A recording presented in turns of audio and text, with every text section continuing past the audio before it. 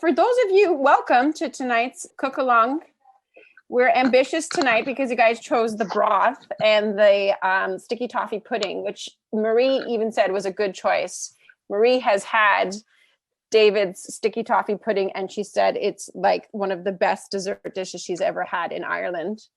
I can attest that this sticky toffee pudding myself is simply divine, especially with some vanilla ice cream. All right, so get yourself a white chopping board. Well, it's not totally necessary, but for me it is. So get all your ingredients ready. So we need the dates, some boiling water, all-purpose flour, baking powder, bread soda, butter, sugar, plain granulated or caster sugar, black treacle. How much water do we have to start boiling for, like, the pudding? You only need 175 ml, which is basically 1 cup. I'll double check that when we're going to go to the have a cup here, and I'll measure it out with my scales if you don't have a scales at home. So I'll convert on the spot, no problem. That's, yeah. All right. And also get yourself a stand mixer or a hand mixer if you have one as well, that can work. All right, so first of all, we're gonna get a saucepan. We're gonna do the dates. So you're gonna basically soften up your dates a little bit. I need 225 grams. So 2 cups of dates will do fine. Yeah, 2 cups of dates. That's perfect. I've got 1 left here. Throw it in there. Scale down, and you're gonna put in 175 water, boiling, or just not boiling is fine. 175. 175, by the way. Sorry, I just check it out here. Yeah, so 1 full cup is 175, and we're going to put in 1 teaspoon of bicarbonate soda or bread soda. David, I think if you move your bowl closer to the camera, we're just. Sorry, my apologies. Yeah. There we go. Okay, so that's. So just a dates and water. Okay. And 1 heaped teaspoon of bicarb straight in. I'll put that on the heat, on a low heat, until the point where it's just starting to foam or bubble.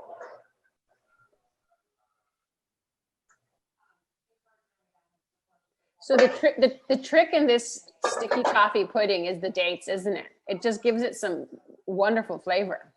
Yeah, it puts a bit of darkness to it as well, and so yeah, it kind of gives that base of the sticky toffee, or some people call it date pudding. The bicarb soda will actually break down the skin of the dates, allowing it so it doesn't become like very gritty, I suppose, when you're eating it. It becomes just like a puree nearly, I suppose. Yeah, let's keep it on again. Do you like this dessert yourself, David? I do. I'm a big lover of it. I'm the only person in the house who likes it. So more for me. I would actually, if I was in the bar or something like that and I seen it available, I would definitely order it. If it's one of those desserts people really can't mess up, it's always a winner. And I always get different types of them, but yeah, I still pour my own, of course. So is it a heaping teaspoon, you said? A heaping teaspoon, yeah, of bicarb. Yeah. Callie, a heaping teaspoon of bicarb. Thank you. No problem. Yeah. Now, well, that's on the low heat. We're going to measure our butter, which is 85 grams. Salted or unsalted? Salted. If you don't have salted, don't worry. You can add a pinch of salt when you're making your sweet toffee pudding. That's a good question, actually. I'm on the online unit converter now. Yes. I love it. So 85 grams, yeah. It says it's 3/8 of a cup. 3/8 of a cup. And people use cups. 85 grams is 3/8 of a cup. Butter straight into the mixing bowl. You can put a bowl here, actually. And I'm gonna weigh out the sugar, brown sugar. If you don't have brown sugar, white sugar is perfectly fine as well. 140 grams. Okay, so 140 grams is 2/3 cup sugar. And we put that on our mixing bowl, and we're going to mix that up with a spade tool. over here, spade, and on a low speed.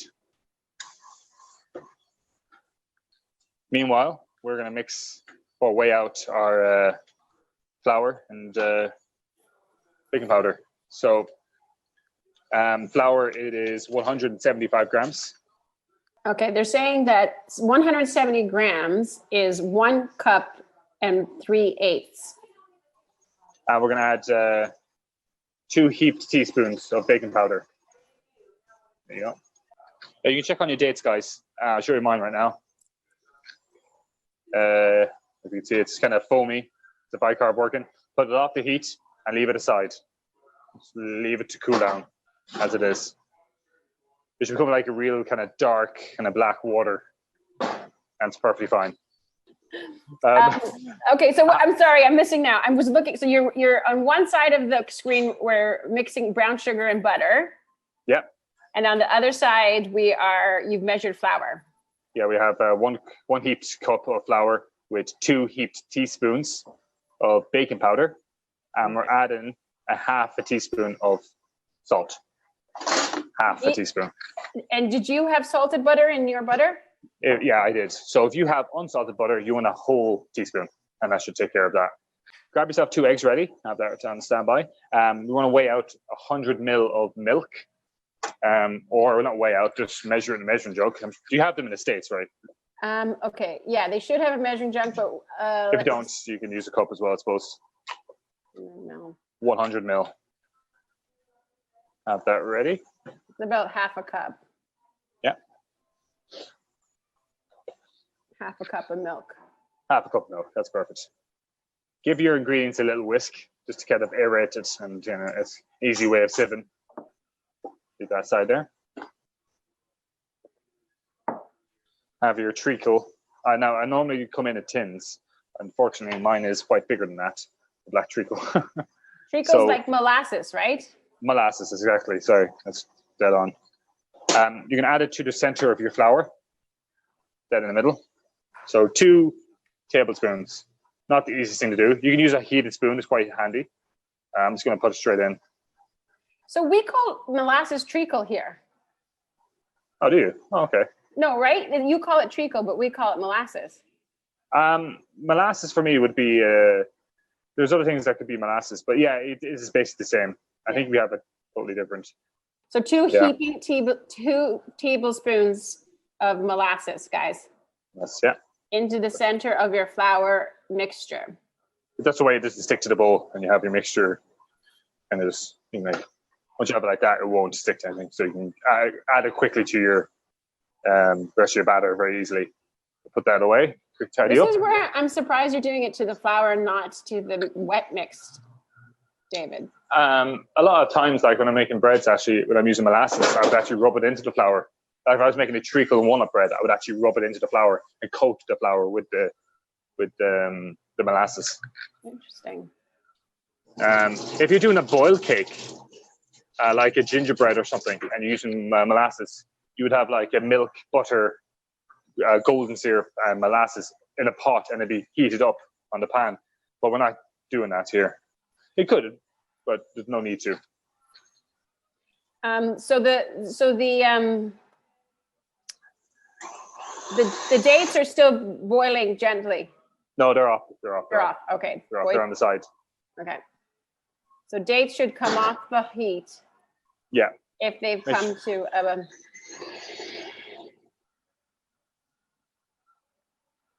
okay, and I'm creaming my butter and sugar at a high speed now. Creaming is basically when you're just beating it.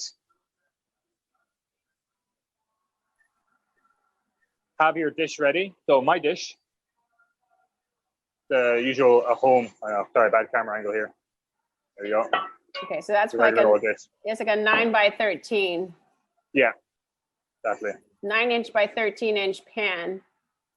Yeah, you get a bit of butter. I'm just gonna. Sorry, now get a better angle here. Get all this out of the way. Yeah. Yeah, I'm just gonna roughly put it around the edges with it's just a little knob of butter, especially on the base of it and the corners. Roughly. You want your sticky toffee to come out of the pan. Not really. I would actually serve it out of it. This is when I'm at home, I would actually serve it right out of it. I'm gonna bake it in here and keep it caramel in there. sauce on top. Yeah, and then scoop it out like you would have a crumble or something. Yeah. This is how I would do it at home. Okay, so don't forget Much easier. but guys, don't forget to butter your pan. Yeah, butter up or use it oil or coconut butter if you like. If you're in Hawaii.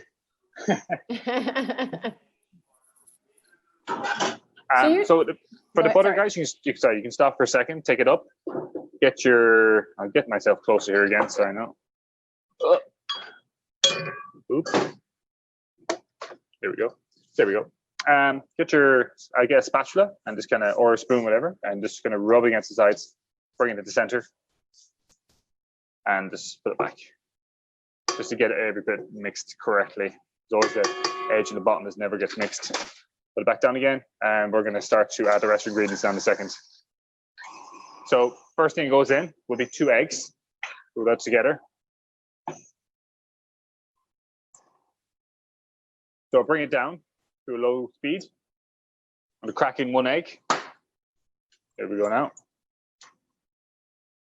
1 egg in. Bring up the speed. Give it a good mix.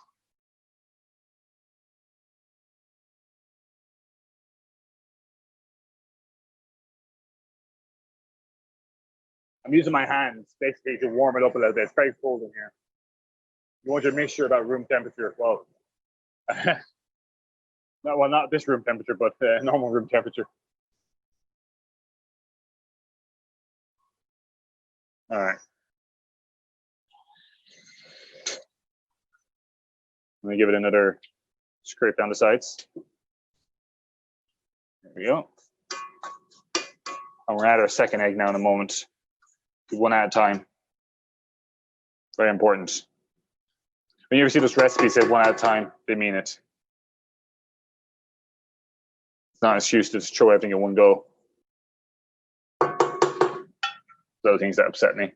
Back on again. So basically, we're kind of multiplying. Oh, not multiplying. Yeah, basically multiplying so it doesn't form it into a nice dough. It's not going to be split. If you were to add them twice, one go, you'd have a very kind of split batter, and it's like flat. Here, it's going to be nice and creamy and fluffy, and it's a good start to your cake mix. And you can see now it's like a mousse stage, and you can see that. Add another egg. Straight in. And continue mixing again. Start slow and work your way up. All right. So it's kind of very light. It's all mixed in very well on my sides. So I'm going to add in my flour. So straight in to the bowl. 1 lot. Now on a slow speed, mix it in. You can get your ovens on, by the way, to 340 Fahrenheit and get that preheated. Get mine on as well. 170 degrees, which is 340 Fahrenheit. So bring it to a nice dough stage. It's like, I'll give you a quick look. There you go. Very nice and fluffy and soft. Bring back down again. We're going to add on our milk. Straight in, nice and gently. At a low speed. Bring that in. Beat it up.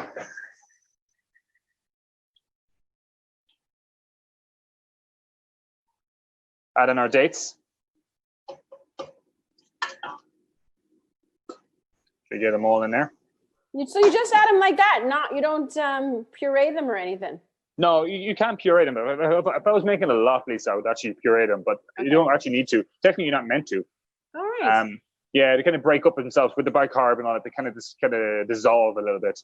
If you get a few lumps, it's perfectly fine. It's actually nice to have lumps. When I was making big batches of it, I would puree it because you would have so much that you wouldn't know if everything's perfectly done correctly. Especially with dates. So a small bit like that, I would never. So are we straining out the liquid? No, liquid and all in there. So milk and dates are all in there now. Basically, that's all the ingredients now. Eggs, milk, bacon, yep. Yep, everything's in there now. So it seems like it's very wet. It should be pretty wet, is it? Yeah. Not really. I mean, I've had batters that are literally like pouring like a thick cream, which is very liquidy when it comes to batters. It's actually quite thick. It's still holding itself a little bit. Okay. So I'm going to give that a last hoorah here. Here we go. Perfect. Now pull it up. Use your spatula or a spoon and just kind of take it off your spade. So we're going to get this scrape off the edges. Now make sure you get this mixed well, because you'll notice now that there's some butter on the edges, which is perfectly fine. We'll do it by hand now. So mix it up. Work your way around the bowl. Make sure it's all nice, mixed, and lovely, and smooth. Well, not too smooth. You'll get the dates in parts, which is perfectly fine. But it's a nice batter. And we're going to add this to our baking dish, our greased baking dish. Straight in. As much as you can.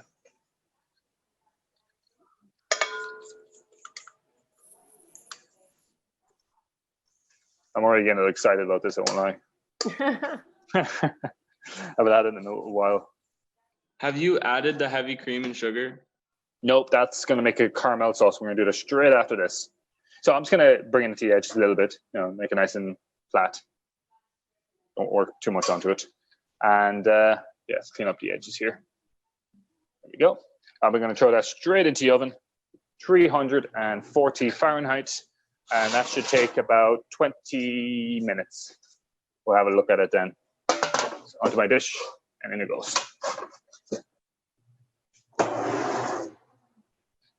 So next we're going to be making is the caramel sauce. What you can start getting ready is your cream, your butter, and your caster sugar. Very important to use white sugar for this when you're making the caramel. I'll explain that in a moment. On the scales, we're going to measure out.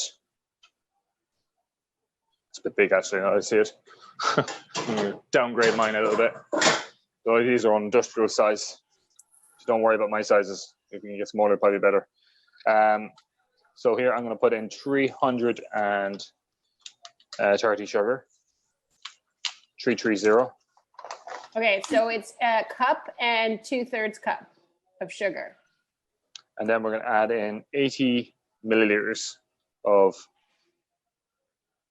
water. Okay, so 1/3 cup water, cold water to your sugar. Yeah, and you can add it to your sugar. Give it a little spoon. Give it a little mix around so it's nice and like wet sand kind of texture. And you're gonna get the best way is just to get your finger here and rub it down the edge. Make sure there's no sugar up on the edges. Keep it level, or else that'll burn, and we don't want that.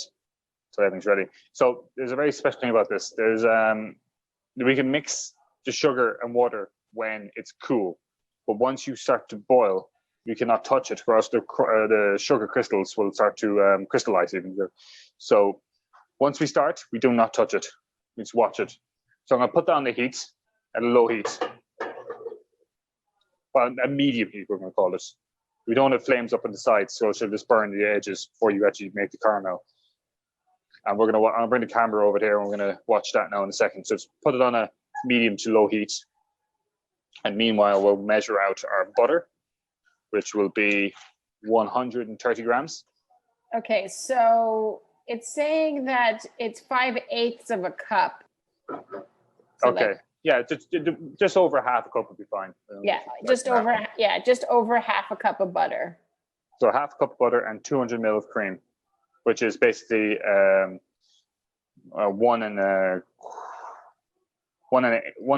just over a bit of 1 cup of cream. You want to get too precise on that either. Just to get a full cup of cream, and we should be fine. How long is the batter supposed to be in the oven for? So 340 Fahrenheit for 20 minutes, and we'll have a check on it then. I'm going to bring the camera over now, and we're going to do the caramel. So this is a bit of a tricky one. Yeah, this is where you guys have to be careful, because you're going to boil you just have to pay attention to how you're keep an eye on the sugar and water mixture. Now you got to focus on the sugar and water mixture. Yeah. So I have my you see my mise en place here for a little while. I have my butter, cream, and all that's ready to go. My cream is already weighed out because it's happened to be a 200 ml container, which is quite handy. So you notice here that the center is not bubbling, but the edges are. So I'm going to bring down my temperature a little bit.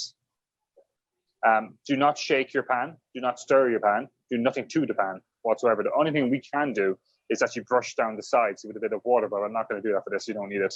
But if I was doing a caramel of 115 degrees, it would be very important. Now, unfortunately, I'm going to have to talk in Celsius here because I know all the caramel temperatures in Celsius. We can convert after, but we don't need a probe. It's all going to be visual. The reason why we're using white sugar now compared to brown sugar, if we had water and sugar here, it would be brown, and we wouldn't be able to work out what stage of caramel it was at visually. Compared to now that's white, we can definitely tell once it starts to caramelize to a browner stage, we can visually detect that.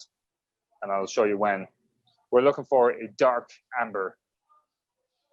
And it's a bit of a patient thing, but the minute you look away, the minute you burn your caramel and then you start again. There's like a very fine line of over and under. And I suppose different people's oven or like hobs will cook it differently too, right, David? Like Yeah, exactly. Yeah. So what's happening right now is the water was just helping us mix our caramel or our sugar. It allows it to evenly cook our sugar evenly, basically. So at the moment, all that's happening is the steam is removing all our water. It's all evaporating, off our saucepan. And then when that's gone, we'll start to caramelize the process. But again, the water is there, so it evenly distributed the heat. And you can see the steam start to go and start to disappear, and we're going to be left with the sugar. And now the sugar will start to heat it up, and we get a nice even caramel. You can make caramels with no water, but it's kind of difficult. You have to do it on a pan, and you have to sieve your sugar layer by layer and very carefully controlling your temperatures. And it's quite a tough thing to do, but it's quite easy. And we're compensating for the liquid of water in this caramel with our fat content in our butter and cream. There's a ratio of fat to liquid to get a perfect texture of whatever you want to make. If it's a set toffee or a hard-boiled sweet, like a Wheater's sweets or a toffee sauce, for example, here. I'm starting to see a little bit of caramel now forming on my top, but that's fine.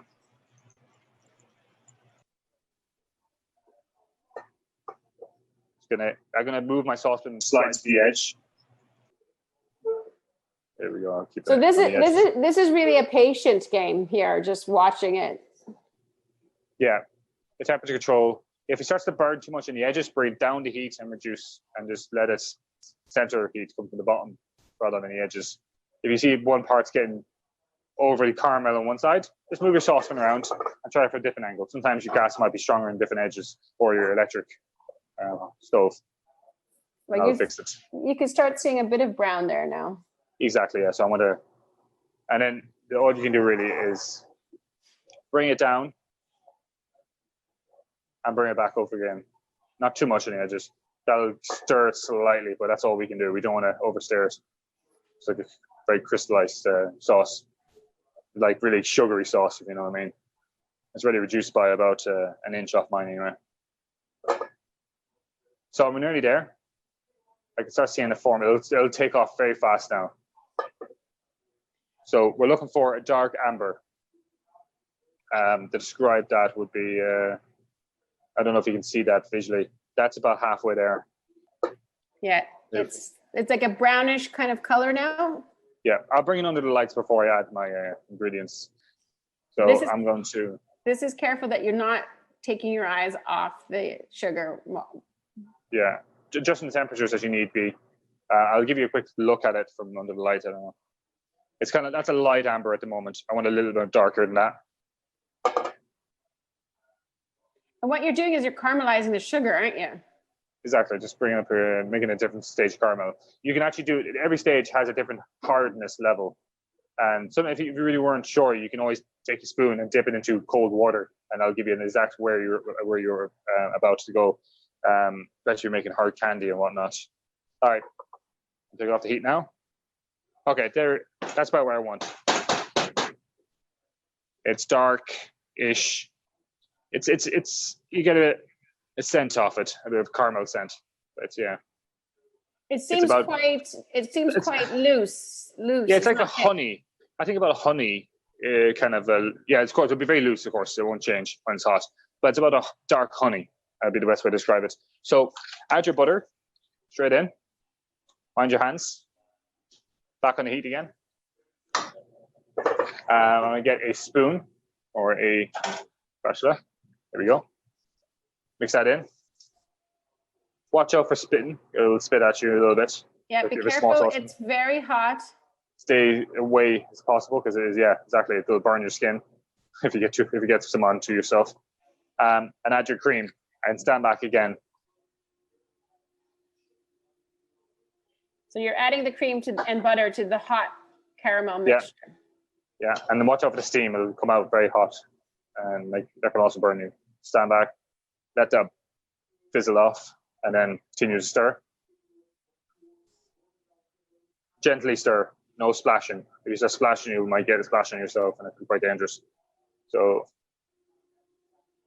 we're just going to bring it up to the point where everything's melted and it's kind of bubbling away. So then it all kind of mixed. It's all mixed well. There's a little lump of butter there. I'm just going to get that out of the way, and then we're done. You still have it on the medium heat, then, is it? Yeah, I have it on the medium heat. I kind of turned it down and back up again. You kind of keep adjusting if you have to. Just don't burn your caramel on the edges. Something is slowing me down. Now, when your butter is completely melted and your mixture's bubbled in nicely, like this, I think that's melted now. Yeah, perfect. Take it off the heat. There we go.